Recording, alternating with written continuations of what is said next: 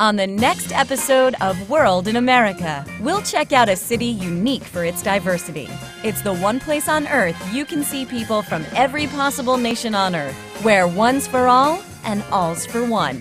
The Big Apple, New York City. We'll check out a few immigrant Americans making it happen here, and a number of cultural centers and events adding to the dynamic diversity of this gorgeous city. All coming up on the next World in America.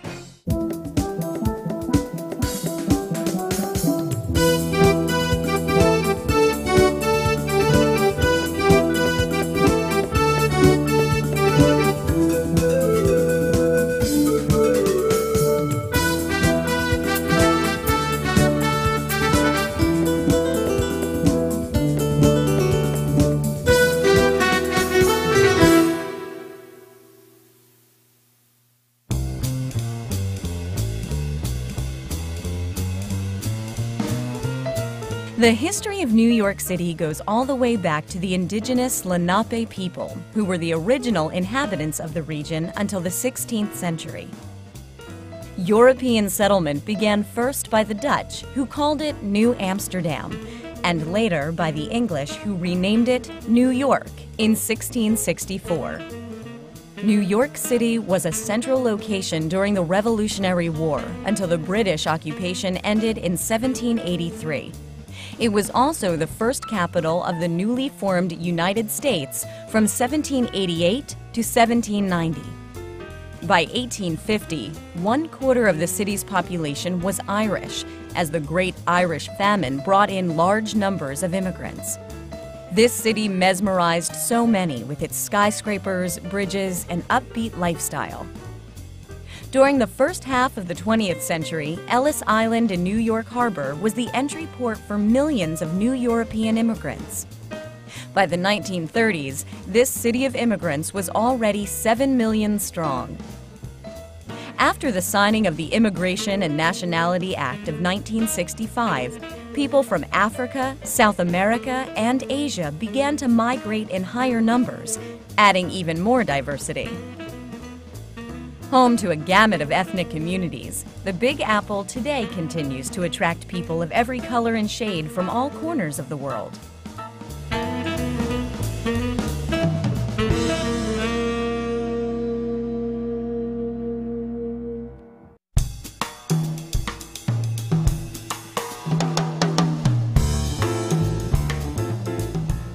New York City literally hosts a slice of the world in her streets and buildings. But this is not a coincidence, as there are a few features that many enjoy and cherish about this beautiful city.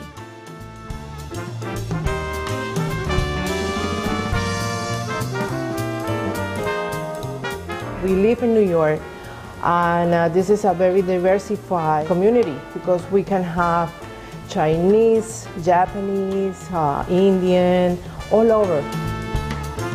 There's so many cultures, so many things to learn about different people. It's always something new to learn because there's so many cultures here. There's Chinatown and there's Little Italy and there's Greece, like a lot of different cultures that you can just learn about besides yours, and you can compare those cultures to yours. There are many cultures here and people have big communities, and Americans are very respectful to your own values. They want to know about them usually. They are very open people. What I like most is America being a melting pot. My children have this opportunity to meet people of different religion, of different beliefs, of different color of their skin. And they don't have to travel far away to learn about the whole world. New York brings everybody together, and what is amazing is that we all coordinated to one purpose: to better our families, to better our companies, to better our country, and we all working towards one goal: to live in peaceful. We have all these neighborhoods, and we have no problems. I think that makes New York great.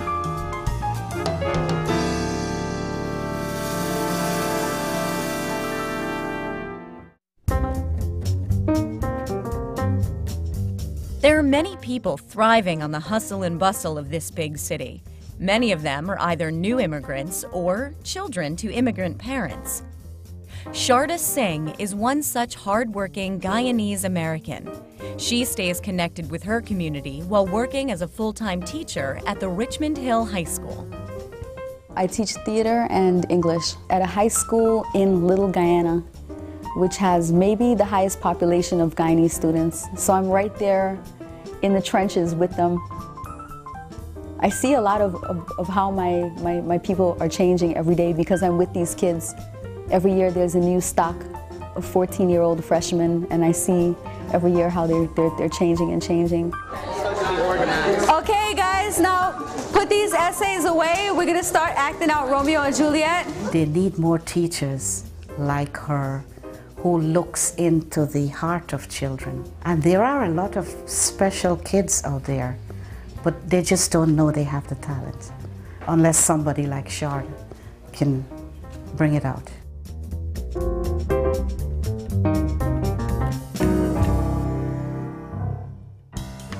Another immigrant American on New York's daily grind is Dr. Ehidu Iwerebor.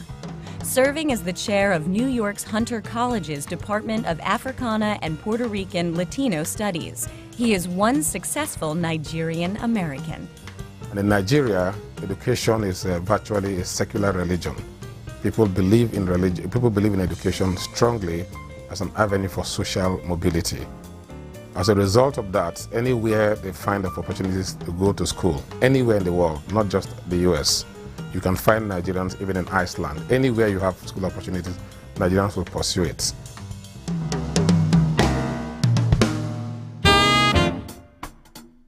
There are others who try hard to follow in the footsteps of Dr. Iwerebor, who has reached the peak of academic excellence. Living right across the Manhattan skyline, Yesenia Fernandez Alier, a Cuban American, is waiting to step into American academia. I study in Cuba psychology. I always was interested in social science. Right now I'm taking my exams pretty soon. Now applying to go to the university because I want to keep going with my studies too. There are also those who arrive in New York to pursue one dream, but in the long run end up in a totally different field while achieving success in both areas. I was born and raised in Oslo, Norway. My background is originally design, not the restaurant business. I decided to teach design, and I moved to New York, and I taught at Parsons School of Design for several years and ended up starting my own university of visual communications and design. We had about 10,000 students from about 150 countries when I sold the company about 5 years ago, and my wife and I decided we were going to retire and get into the restaurant business. Morten Solberg owns Smorgas Chef in New York City. He also adds a special touch to the interior design of his restaurant. Smorgas Chef was essentially founded 6 years ago. I created the lamps out of blue water bottles. I use knife and forks for the ceiling lamps that creates this shadow onto the ceiling. Although I have modern Scandinavian elements within the design, I keep it sort of a little bit classic as well.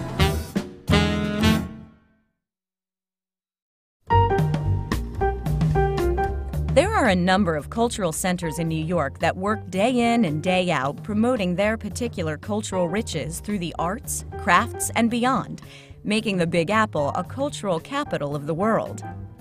Take Cuban Art New York, for example, in the Soho district. This organization strives toward promoting diverse artworks of Cuban Americans. We're a not-for-profit, and we do this for the betterment of Cuban art. We like to share our ideas, and this is a perfect venue. The Cuban American art is not necessarily Cuban, and it's not necessarily American.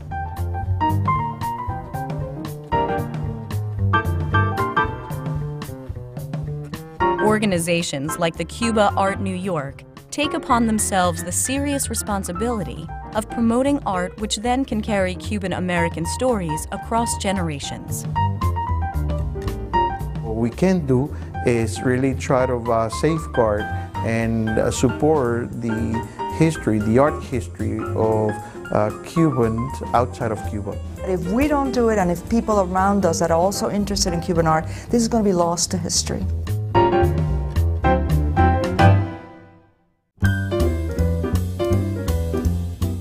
If you move up to Midtown, on 38th Street resides the Scandinavian House.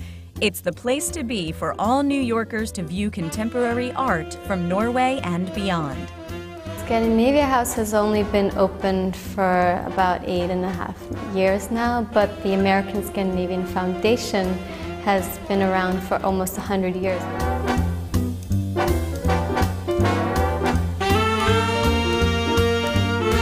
Northern Latitudes is an exhibition of 5 Norwegian artists and 4 American contemporary artists.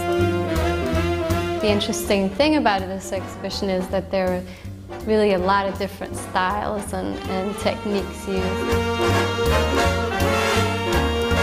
From oil painting to video to very technical work to poster and book arts.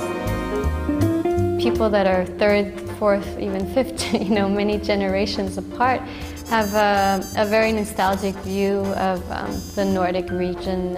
So we want to be able to connect them with contemporary Scandinavian culture, not only what they read about the Vikings and the history. So these kinds of exhibitions are really important.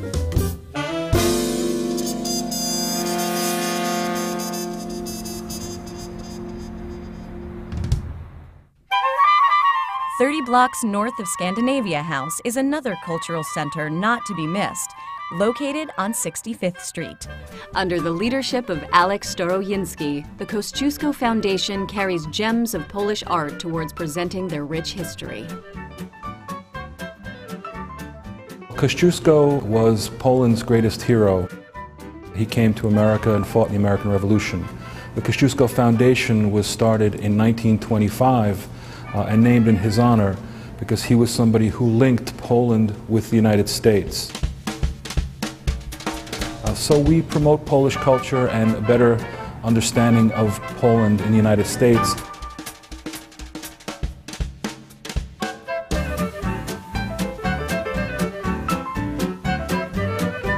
We're sitting here in the headquarters and we have quite a collection of Polish artwork from some of Poland's greatest painters.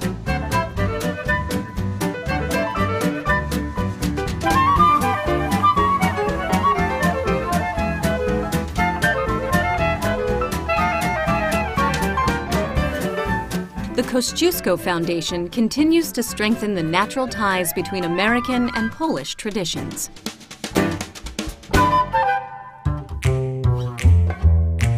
If you walk up north just 8 more blocks, it's almost as if you were walking from Poland to the Czech Republic. The Czech Center in Uptown Manhattan is a vibrant location where you can find workshops and exhibits on the Czech heritage. The Czech Center in New York does exist for 15 years in the city. The main mission is to promote Czech Republic through cultural events to the American public. We have a workshop with an experienced puppet maker where the kids can build their own puppet. My name is Marcela Burdova. I live in Prague, in Czech Republic, and marionettes I do for 15 years. These characters are typical Czech characters. Parents use them for educate their kids.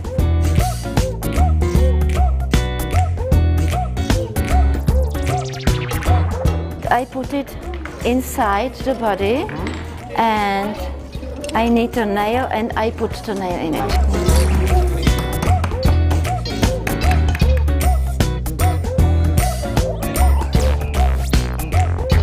It was a very nice day. I didn't realize that so many kids came, so it was a bit messy for me, but still I think they enjoy it. We just want to introduce this old tradition which survived through now, which is alive also in the United States, and we want to show one of the richest sides of the Czech Republic.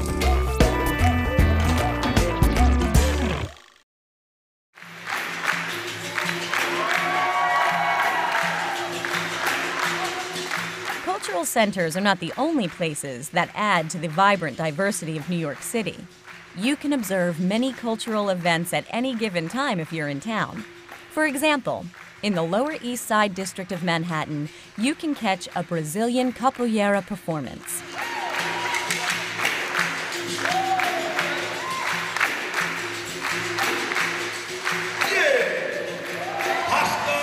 Capoeira is a Brazilian martial art. It came from Africa, then developed in Brazil, a city called Bahia. I think today Capoeira is the biggest icon of Brazil in the world. If you talk Capoeira, you have all world playing, everybody knows what it is. It's a mark of Brazil. You think Capoeira, you think Brazil. You're talking about Brazil, you're talking about Capoeira. It's a way of life.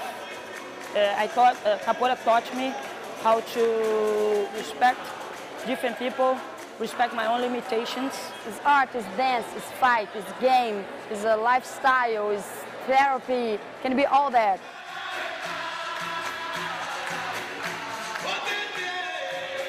It was a martial art that slaves that are planning on living, on escaping, they would practice as a way to prepare themselves for that. But apparently that was disguised as a dance.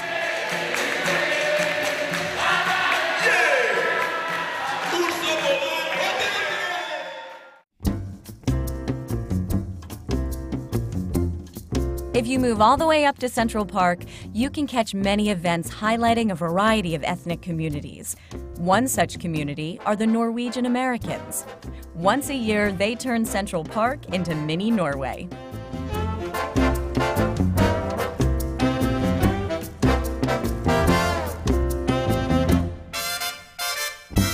The event is called Norwegian Festival or Norway Fest, I'm referred to as that. It's been going on for 15 years now, and it's a gathering of Americans and Norwegians together.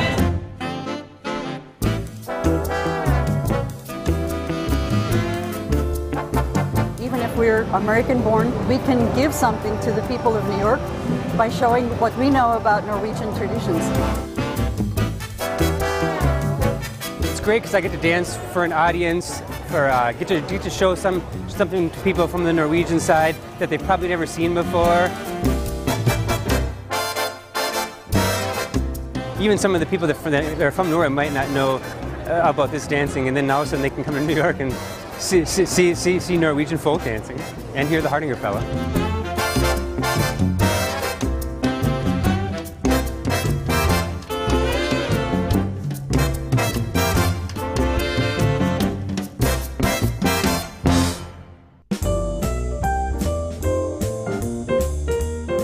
Right around the block on the very same day, you can also catch the Czech Street Festival that features live music, children's dance performances, delectable Czech sweets, a pantomime artist, and lots of fun.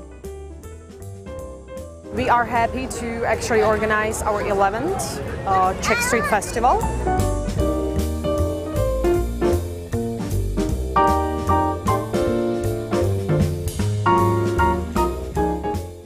Our goal is to really introduce Czech culture for the American public.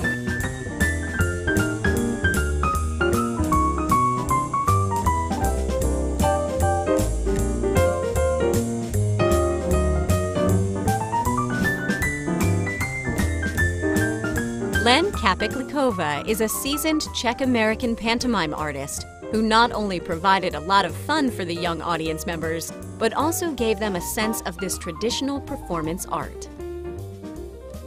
When I came to this country, I didn't speak any English, so I started to teach pantomime, and that was a way to communicate.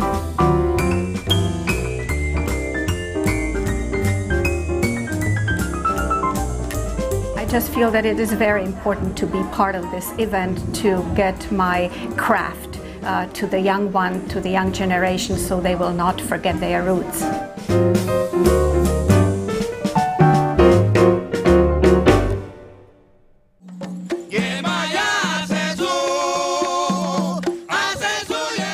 If you're still hungry for more cultural exchange, then in the evening you should take a cab down to Midtown for an Afro-Cuban feast and check out the colorful dance company Oyu Oro, led by La Mora Perez.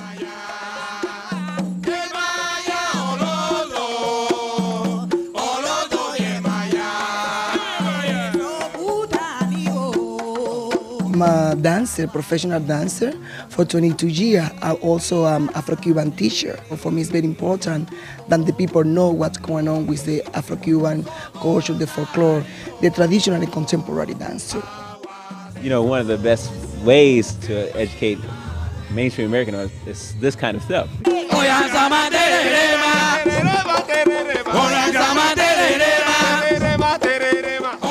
With its vibrant diversity, the United States offers an atmosphere where people from different backgrounds can enjoy and unite around a common interest. This is a great place for anyone, whether they come from abroad or whether they come from a different part of the U.S., to be able to experience another culture, to be able to interpret that culture as if it was their own. I feel very blessing for people for different kind of ethnicity, have interest and respect and love for my culture. I feel blessed and feel grateful. Whoever, what races, who has interest in this culture, she accept, La Mora accept. So I can dance here. I'm Japanese, but I can dance as a Afro-Cuban dancer. That's a really good thing. For me, dance is life, because it's the way that I have to communicate with the world.